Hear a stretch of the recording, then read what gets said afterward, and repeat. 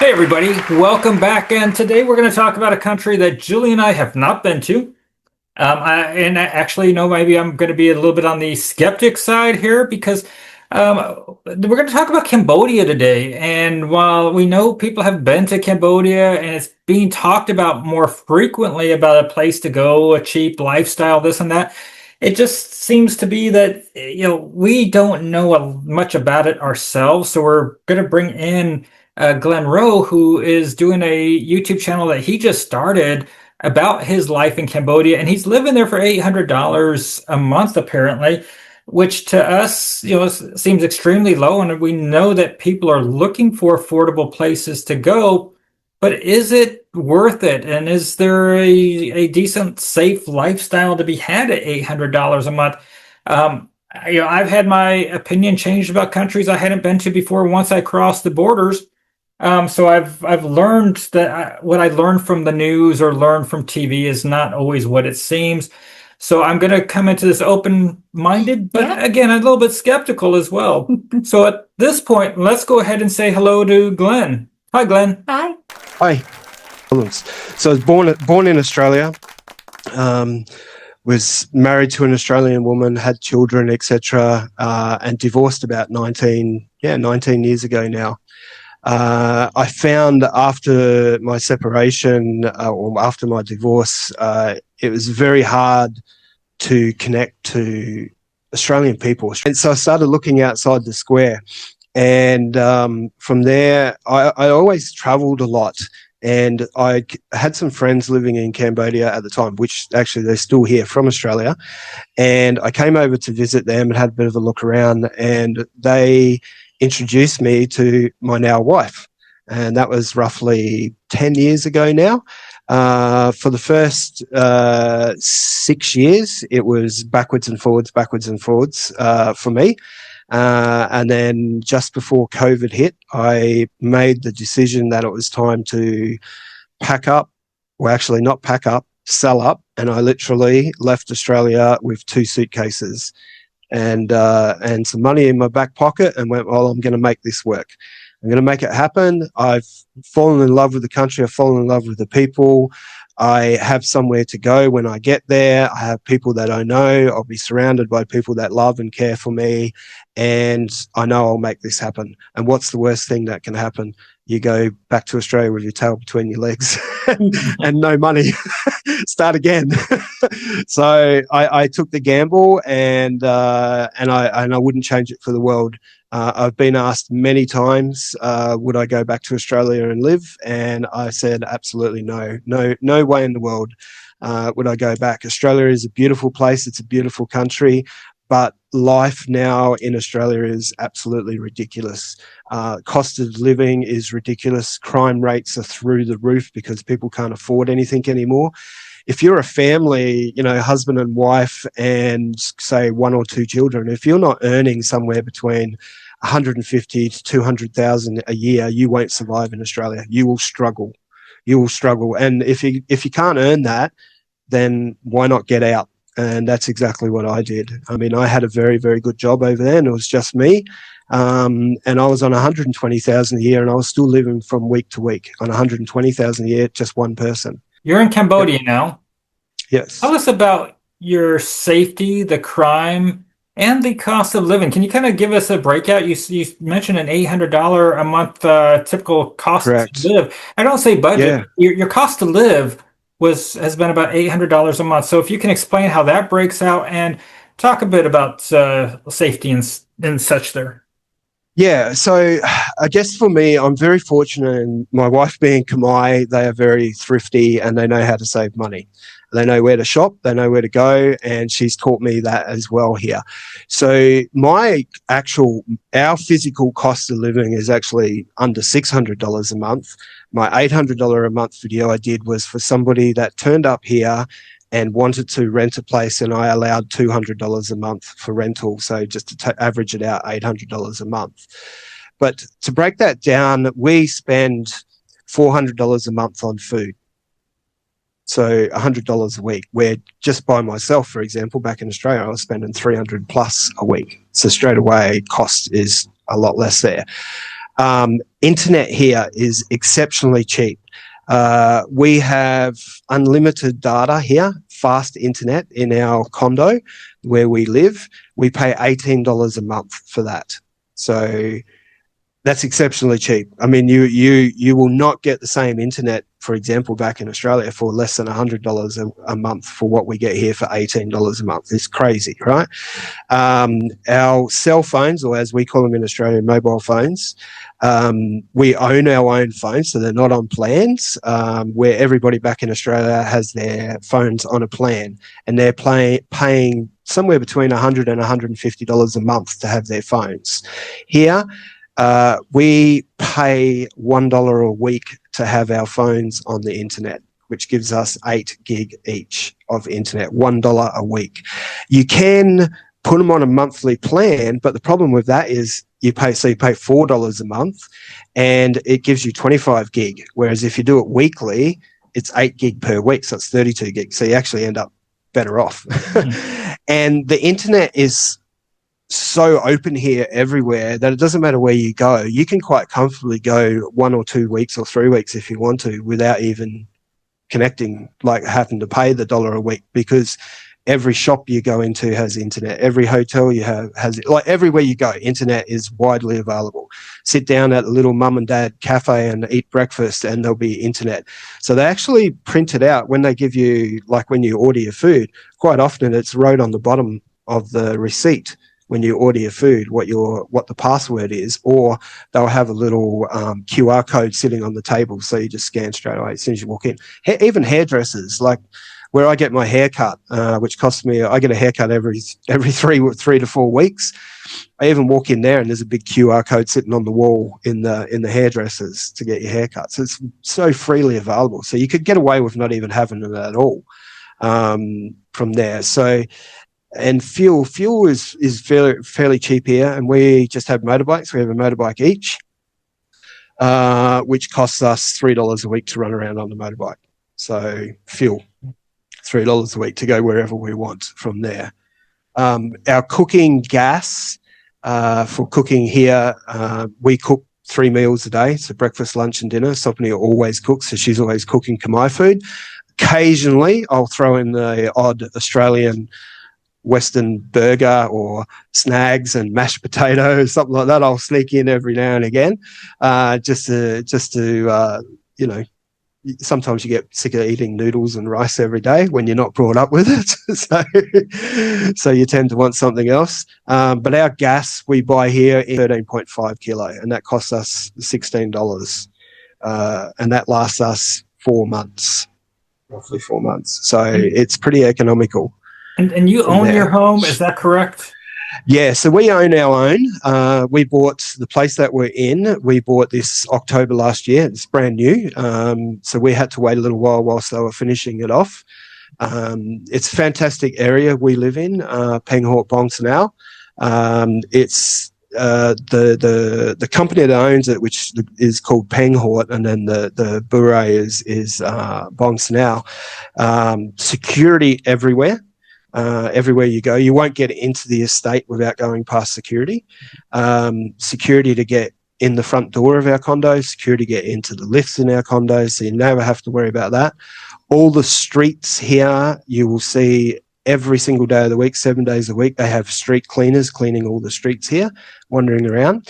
Now, the company, and I only just actually found this out in the last couple of days, all their staff that work for them, their security, the cleaners, etc., all get 3 meals supplied to them a day as well. So they're looking after their staff. They get breakfast, lunch, and dinner. I'm assuming then if you're in a new construction, new building, that there's some sort of a homeowners association or management company, and that you're going to have a monthly fee that you would be contributing towards this. So yeah. What is that? Yeah, spot on. Yeah, so we pay $30 a month towards that. And that gives us the security and all the cleaning and our facilities. Like we have a gym here as well. So that covers all of that as well. Yeah. And $30 a month. If you don't mind letting us know, how many square meters or square feet is your apartment and rooms? And what would it go for as far as if somebody were to buy a home and similar to yours?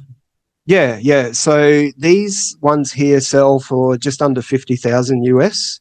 They're about 35 square meter. They're not huge by any stretch of the imagination. They're just this is just a one bedroom. It's not the biggest, that's for sure, and you could certainly buy bigger.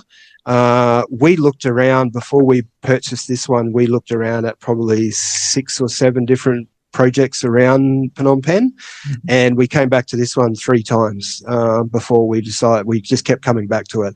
The staff here are just amazing that work here. The cleanliness around here, the gardens. There's a 10-kilometre bicycle cycling track down the road here, like for proper marathons and stuff like that. That they built here, which Sopany liked because she likes cycling.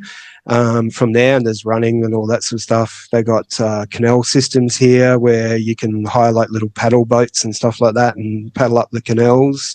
There's lots of green spaces for the kids to play, like outdoor play equipment, all of that type of thing. So there's so much here. And if I stand out on my balcony right now, I'm looking straight over the city. So we are literally 12 minutes ride in the city. Talk a little bit about Cambodia because I'm sure, just like Julie and I, we're going to be what we think we're very geographically knowledgeable about so much in the world.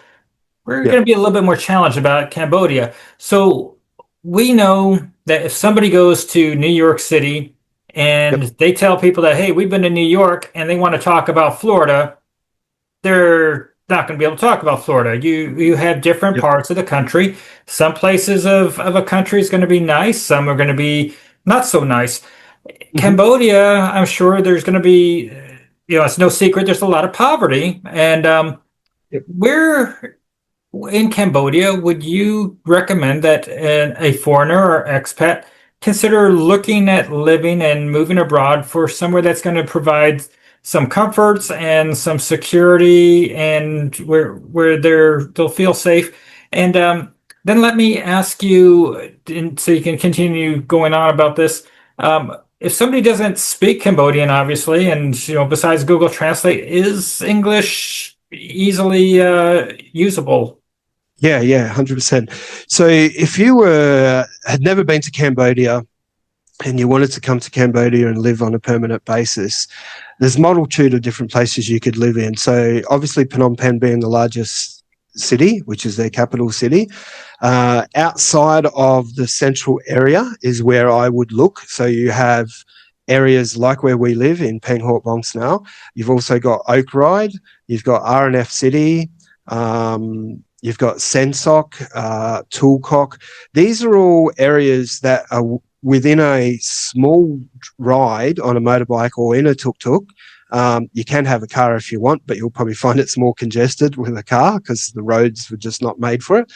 And those areas are all new and upcoming. Now, when I say new, like within the last 10 years, so they're quite modern.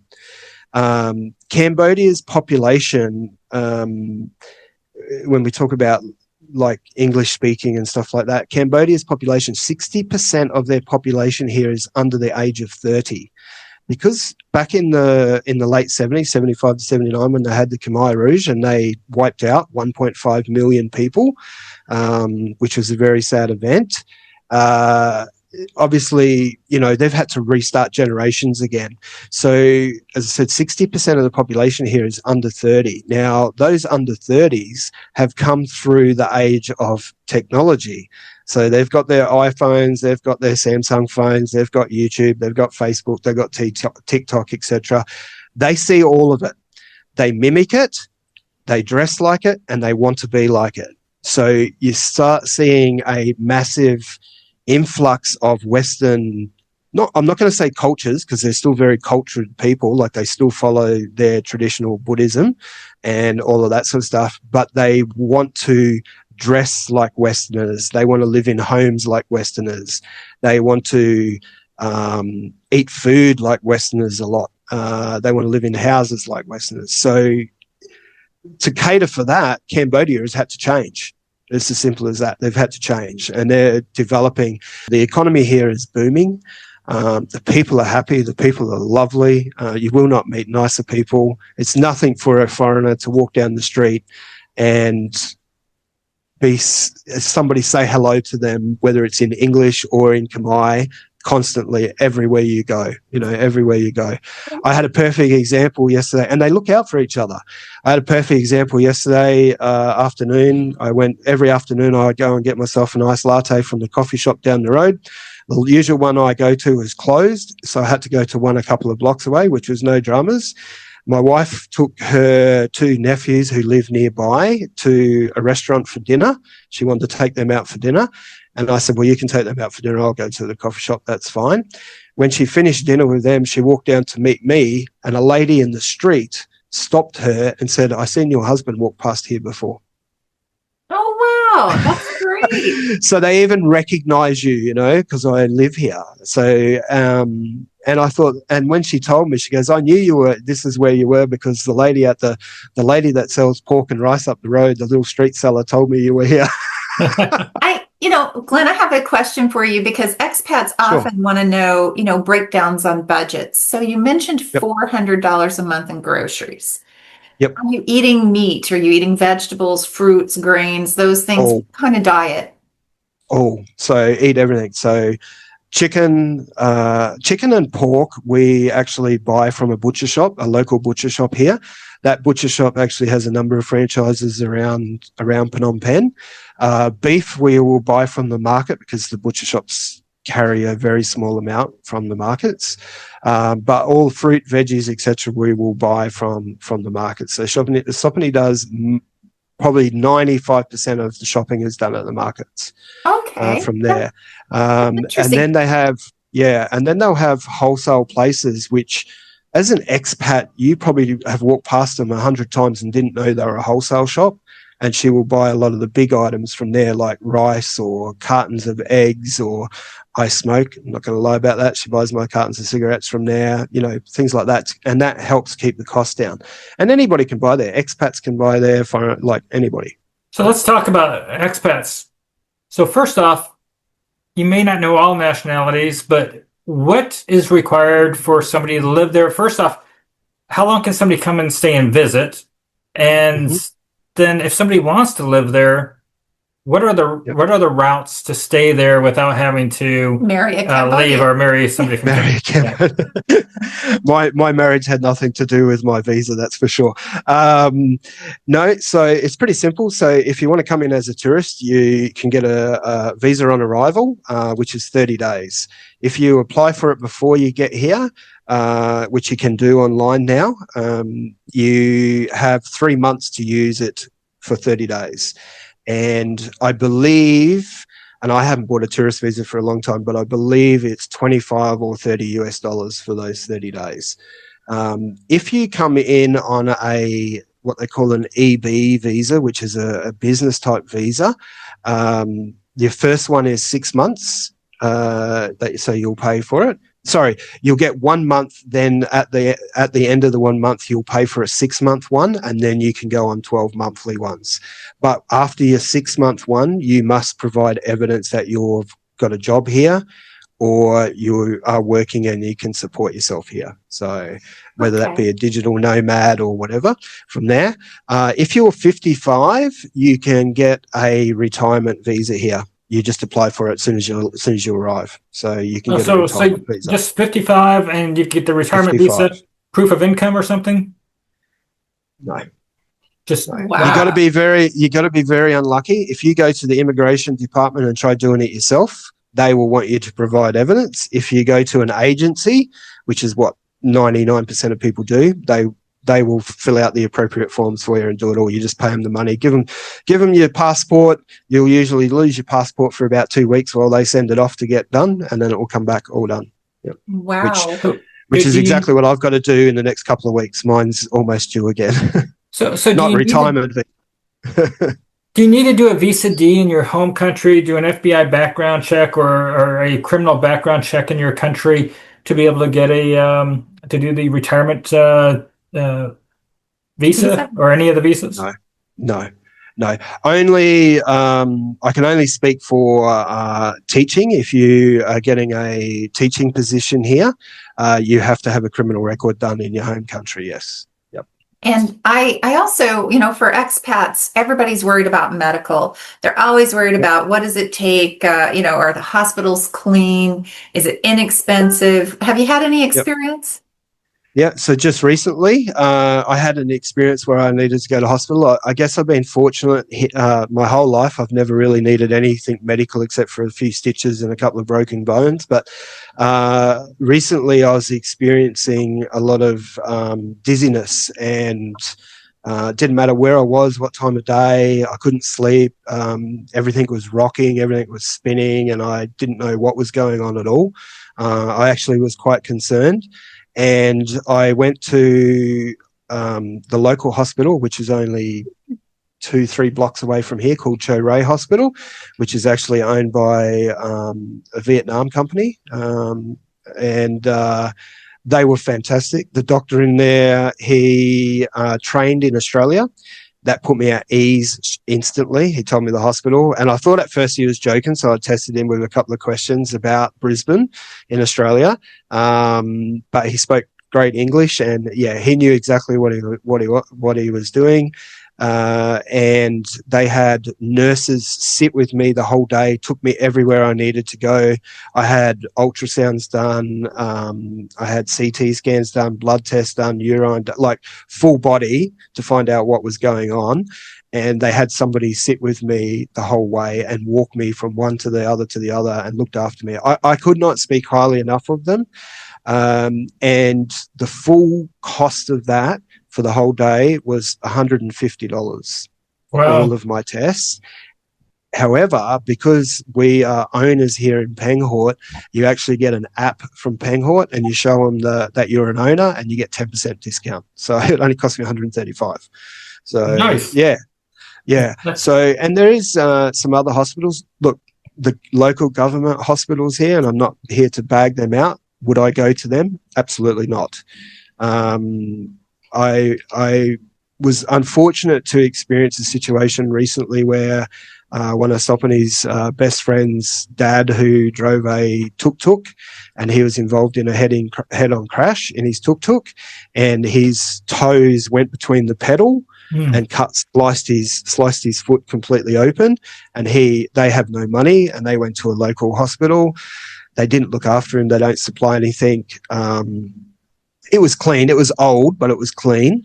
They didn't look after him very well, and unfortunately he had to leave there and go to a different hospital, and they had to amputate his foot because it got gangrene and stuff in it. So there is those situations. I guess it's like anything, if you want to buy a $1 shirt, you buy a $1 shirt. If you want to buy a $100 shirt, you buy a $100 shirt. And it's the same with the hospital care.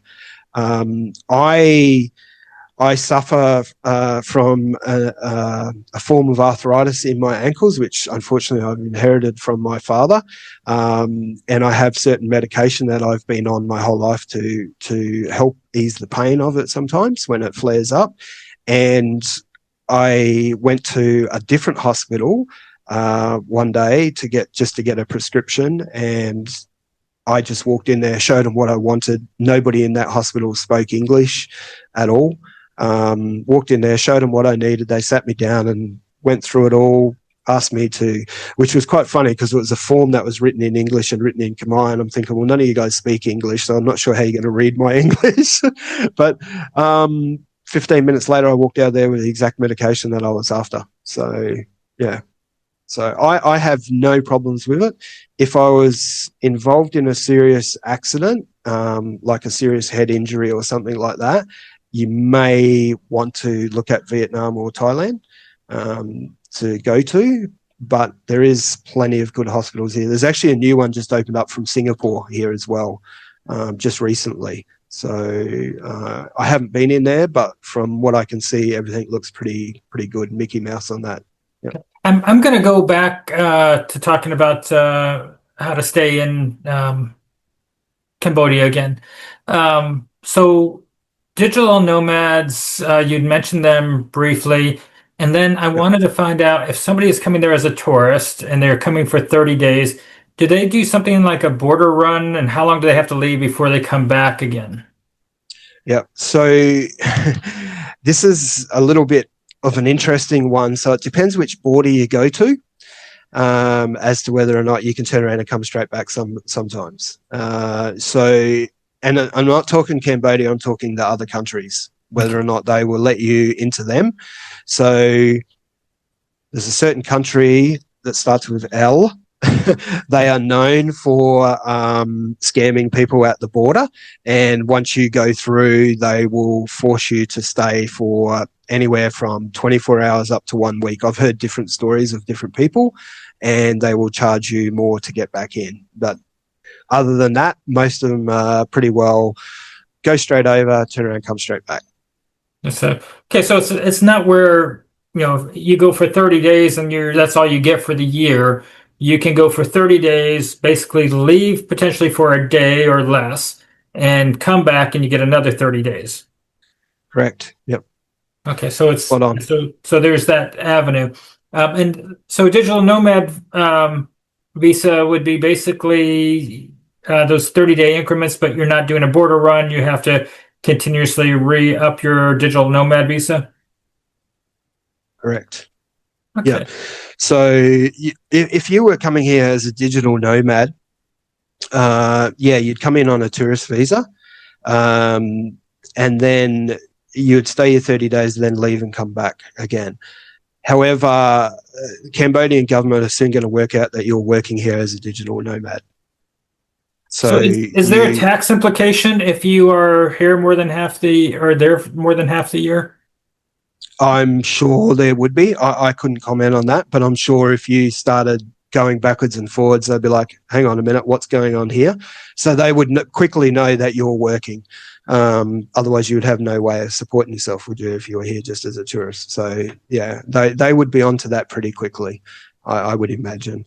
So Glenn, I'm going to thank you for coming today, and I'm going to say that I think we've learned a lot about Cambodia that we really did not anticipate. So it is potentially a great place for people looking for a budget to retire. And you know, I want you guys, if you have more questions about Cambodia, to go check out Glenn's YouTube channel. It's pretty new. It's like 150 subscribers, so he's just starting out. But go check out Glenn Sopany at YouTube. And, you know, subscribe if you're interested in learning more about Cambodia over there. But of course, don't forget to subscribe here. Join our Facebook group, Expats Slow Travel Nomad Network by Warren and Julie. We're pushing towards 22,000 subscribers, and I should say members there right now. And full of expats and nomads trying to learn from each other and brainstorming together and sharing experiences and expenses. Of course, subscribe here. Follow along as Julie and I travel with our two dogs. Try to sharing experiences and expenses and professional medical insurance. Yeah, medical insurance. So you can go to warrenjulietravel.com, sign up for international medical insurance. I am a licensed agent from the state, and I represent about 7-8 different companies, depending on where you're looking. Actually, I guess 8. And you can sign up for coverage over there or email me at warrenjulietravel@gmail.com.